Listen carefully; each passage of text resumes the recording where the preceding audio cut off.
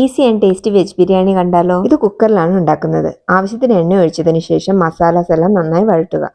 ഇതിലേക്ക് വലിയ 2 സവോള, ഇഞ്ചി, വെളുത്തുള്ളി, പച്ചമുളക് ചതച്ചത് നന്നായി വഴറ്റുക.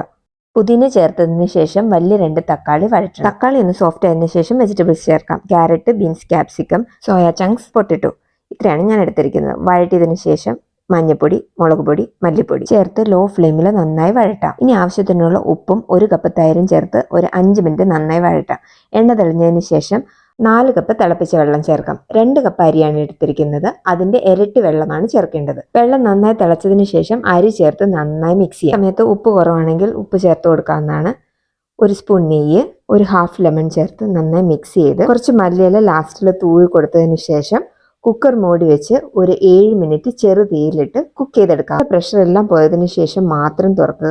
നല്ല അടിപൊളി ബിരിയാണി റെഡി.